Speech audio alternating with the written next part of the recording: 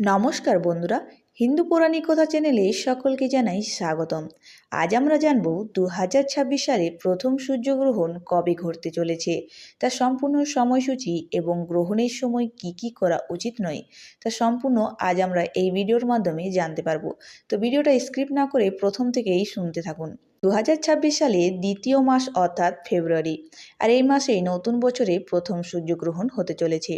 বলা হয় যে এই উল্লেখযোগ্য ঘটনাটি ঘটে যখন চাঁদ, সূর্য এবং পৃথিবীর মাঝখানে আসে, আংশিক বা সম্পূর্ণরূপে সূর্যের রশ্মিকে বাধা দেয়।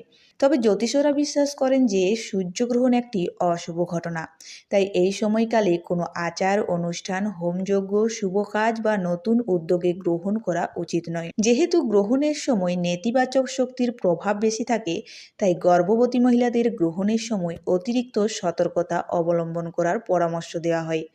ভারতে এই বছরে প্রথম গ্রহণের প্রভাব কি কি পড়বে, তো চলুন জেনে নিই। জ্যোতিষশাস্ত্র মতে 2026 সালে প্রথম সূর্যগ্রহণ হবে 17 ফেব্রুয়ারি মঙ্গলবার। গ্রহণটি শুরু হবে দুপুর 3:27 থেকে রাত 7:58। মোট গ্রহণটি থাকবে 4 ঘন্টা 31 মিনিট। এই গ্রহণ দক্ষিণ আফ্রিকা, দক্ষিণ আর্জেন্টিনা এবং অ্যান্টার্কটিকায় দৃশ্যমান হবে। তবে এই সূর্যগ্রহণ ভারতে দৃশ্যমান হবে না, তাই সূতককালও কার্যকর হবে না। সূর্যগ্রহণের সময় কি কি করা উচিত নয়, চলুন এবার জেনে নেওয়া যাক। নাম্বার 1, ধর্মীয় বিশ্বাস অনুসারে সূর্যগ্রহণের সময় ঘরের ধারালো জিনিস ব্যবহার করা উচিত নয়। এছাড়াও কোনো কিছু কাটা এড়িয়ে চলা ভালো, এটা অশুভ বলে মনে করা হয়। নাম্বার 2, এই সময় ঠাকুর ঘরে যাওয়া উচিত নয়। এছাড়াও গ্রহণের সময় পুজো এবং অন্যান্য আচার অনুষ্ঠান করাও উচিত নয়। নাম্বার 3, গ্রহণের সময় রান্না করা, খাওয়া বা খাবারের সঙ্গে সম্পর্কিত যে কোনো কাজ এড়িয়ে চলা উচিত। এর ফলে স্বাস্থ্যের সমস্যা দেখা দিতে পারে। নাম্বার 4, গ্রহণের শুরু থেকে শেষ পর্যন্ত কোথাও ঘুরতে যাওয়া, এমনকি বাইরে কার্যকলাপ থেকেও বিরত থাকা উচিত।